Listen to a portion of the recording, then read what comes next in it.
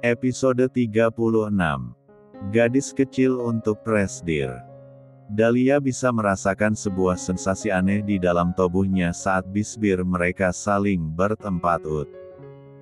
Kedua tangan Ren masih menggenggam erat tangannya, sama sekali tak mau lepas. Dahlia sudah mencoba melepaskan diri sekuat yang ia bisa, ia memukul dan menendang, tapi sia-sia saja. Lama-kelamaan, Dahlia menjadi tidak berdaya. Ciuman Ren yang terasa kasar dan menuntut membuatnya pasrah. Hingga pada suatu waktu, Ren melepaskan kedua tangan Dahlia dan beralih memeluknya. Dan dengan bodohnya, Dahlia malah merangkulkan kedua tangannya ke leher. Merasa ciumannya disambut, Ren menjadi lebih gempanas lagi. Hingga saat tangan Ren mulai menuju ke kemejanya, Dahlia tersadar. "Ren!" Dahlia mengerang saat lelaki itu membuat tanda kepemilikannya. "Berhenti!" Ren seperti sudah kesetanan. Ia sama sekali tidak mendengar seruan protes Dahlia. Yang ada, tangannya malah semakin titik-titik. Bruak! Dahlia menghantam Ren dengan kepalanya. Serangan itu berhasil, karena Ren langsung terjatuh dari atas sofa sambil memegangi hidungnya yang mengeluarkan cairan merah. "Au!" Ren menjerit. "Sakit, Dahlia. Kamu sudah gila, iya." Dahlia bergegas bangkit dari atas sofa dan membenahi P4 kainnya yang sudah hampir terbuka. "Kamu pikir apa yang akan kamu lakukan tadi, hah?" Ren terbelalak ketika melihat penampilan Dahlia yang acak-acakan. "Astaga!" desis lelaki itu. "Apa yang baru saja aku lakukan?" Nanya sama tembok sana. Tukas Dahlia kesal. "Sorry, aku benar-benar. Astaga! Bahkan aku membuat tanda itu." Ren benar-benar kehabisan kata. Ia sendiri tidak percaya dengan perbuatannya barusan. "Sorry, Dahlia. Tadi aku benar-benar kalap, jadi." Ren menghampiri Dahlia dengan gelisah. "Terus, sekarang gimana nih? Meeting kita seharusnya sudah mulai 15 menit yang lalu." Dahlia berseru panik. "Klien pasti sudah menunggu kita dari tadi." "Kamu tenang dulu." Ren mengelus lembut bahu Dahlia. "Coba aku hubungi mereka dulu. Siapa tahu mereka bersedia untuk reschedule." Ren dengan cepat meraih ponselnya dan membuat panggilan telepon. "Halo Pak." "Iya, ini saya Narendra dari Lumiere Mode."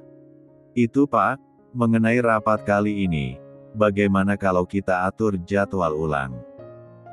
"Saat ini saya sedang ada urusan mendesak," Ren berkata di telepon sambil melirik Dahlia. "Iya Pak, Bapak tenang saja. Di jadwal berikutnya, saya akan membawakan hadiah untuk Bapak." "Haha, iya Pak, saya benar-benar mohon maaf." "Iya Pak, terima kasih banyak." Ren kemudian menutup telepon dan menatap Dahlia dengan senyum puas.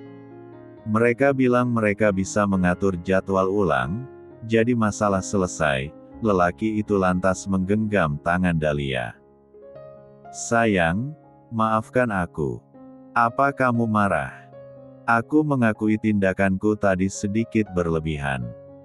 Tapi aku melakukannya untuk membuktikan pada kamu bahwa perasaanku itu nyata, tidak main-main sama sekali." Dahlia menghempaskan tangan Ren dengan kesal. "Jangan pegang-pegang, kamu itu berbahaya. Tapi tadi kamu membalas siumanku. Itu karena terbawa suasana." Jawab Dahlia dengan wajah memerah. Ia jelas gengsi untuk mengakui kalau dirinya juga menikmati kegiatan tadi. Ia kemudian melirik menatap wajah Ren yang masih mengalir D4 rah segar dari hidungnya. "Lap dulu itu mimisan kamu, ucapnya kemudian merasa bersalah. Bagaimanapun, hal itu terjadi karena dirinya. Astaga! Ren buru-buru mengambil tisu di atas meja. Kamu mukulnya kasar banget sampai bikin aku berdarah-darah. Dahlia melotot. Kamu juga bikin beginian di leher aku.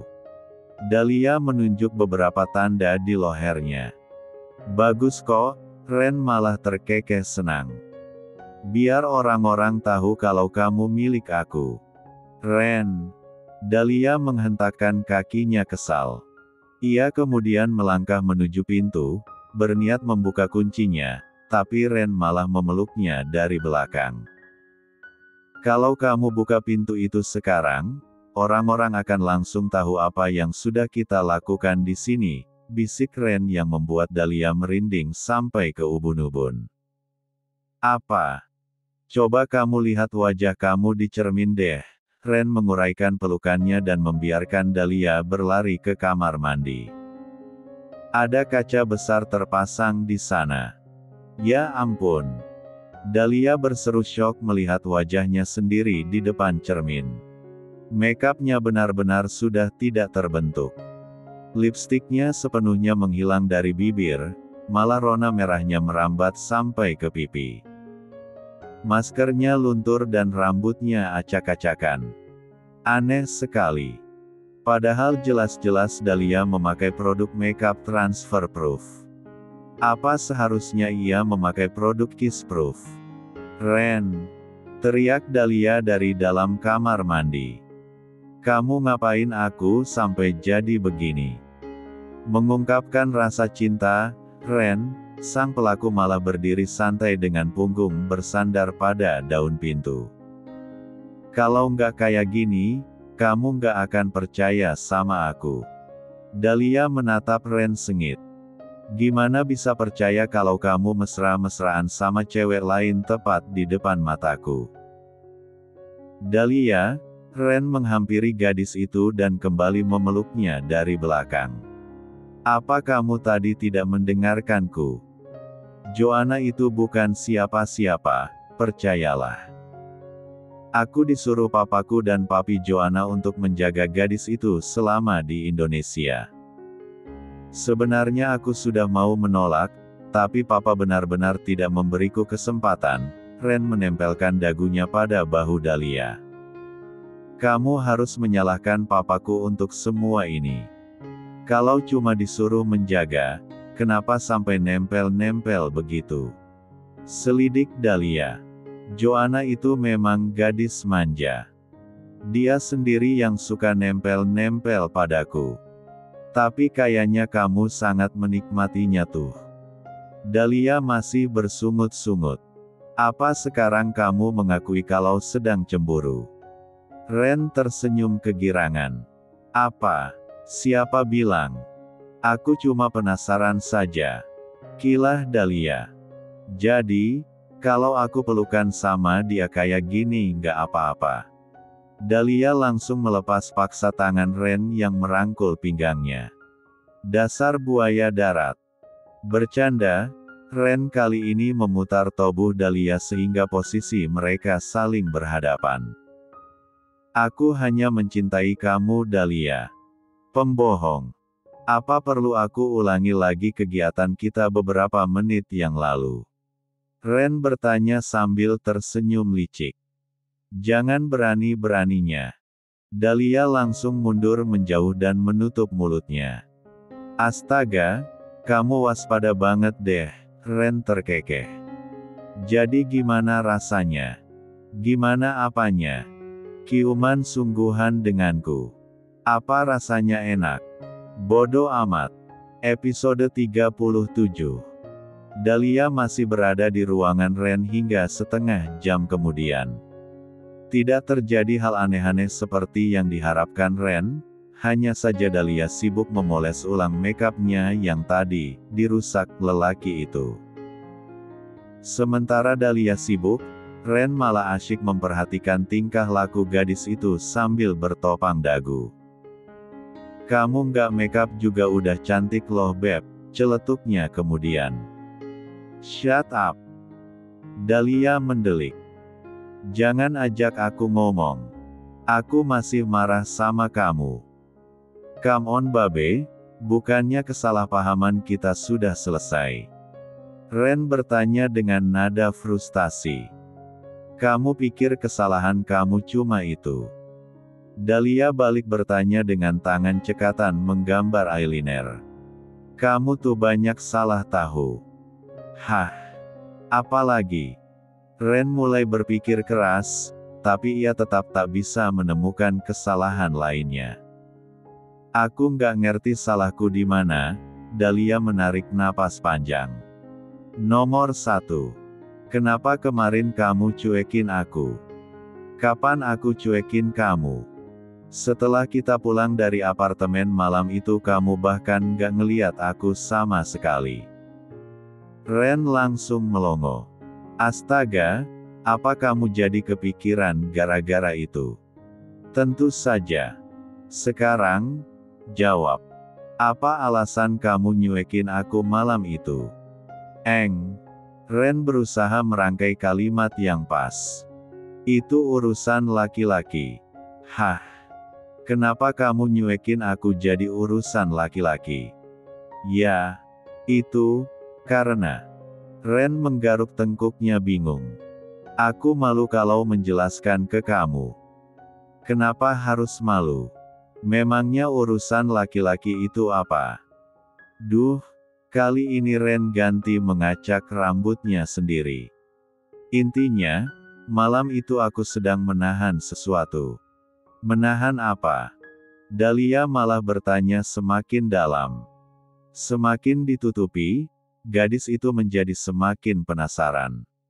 Menahan untuk tidak menyerang kamu, Ren akhirnya mengucapkan kalimat memalukan itu dengan mulutnya sendiri.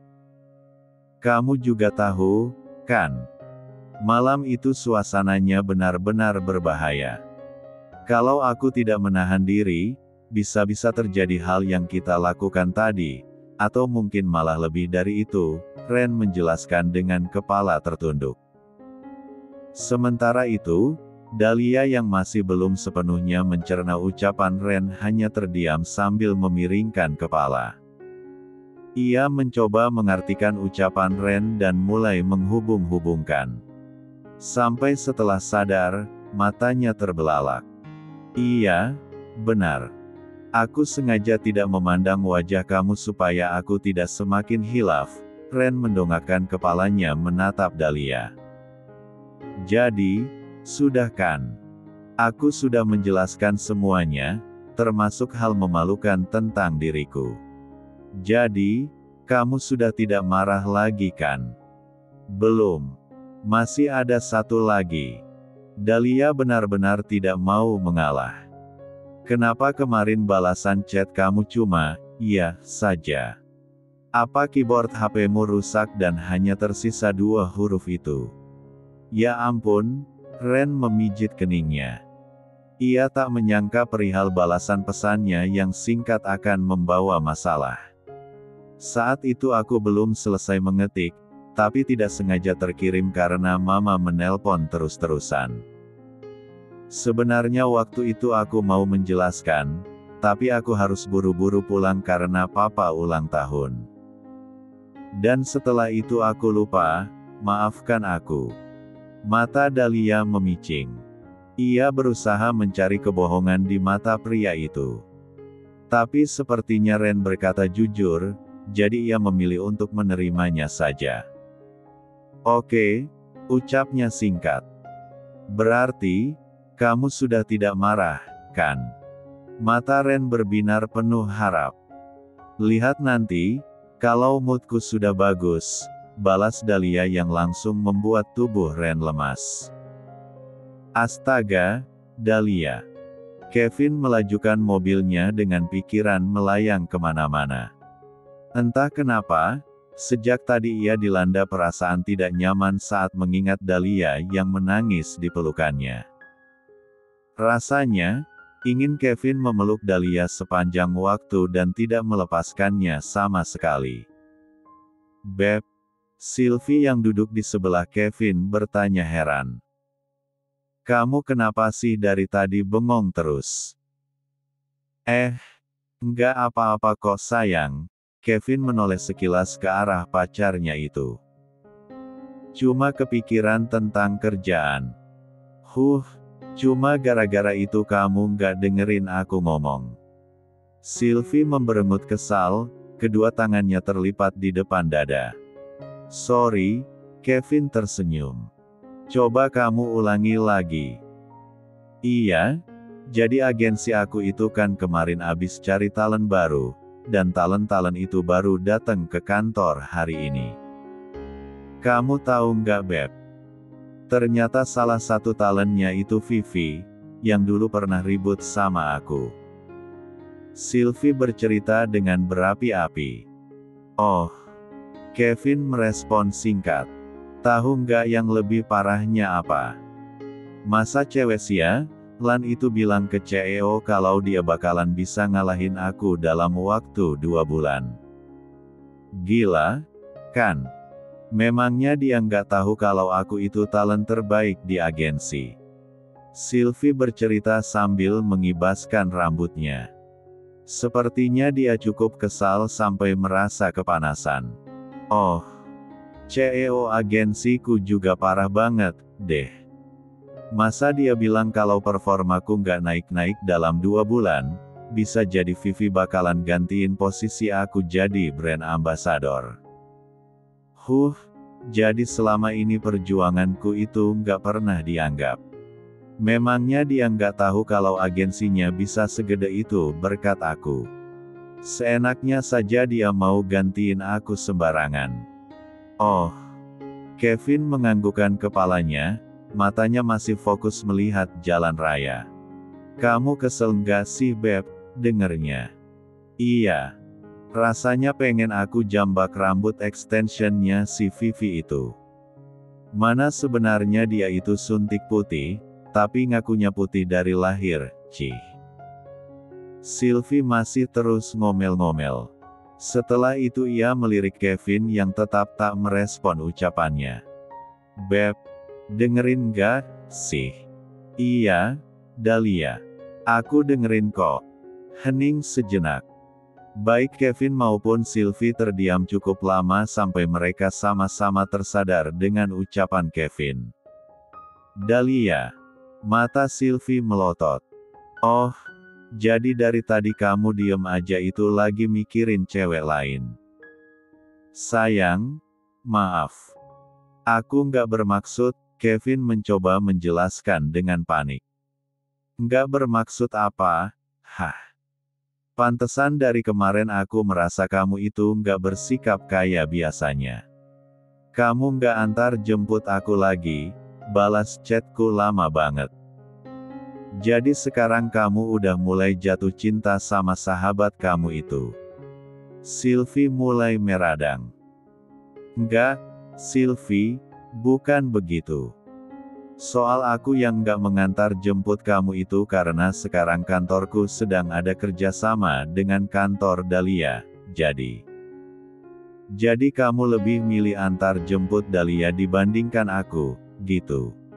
Emosi Sylvie sudah berada di puncak. Jadi, mau sekeras apapun Kevin mencoba menjelaskan, sia-sia saja. Sylvie, dengerin dulu, aku bisa. Nggak ada yang perlu didengerin. Seru Sylvie.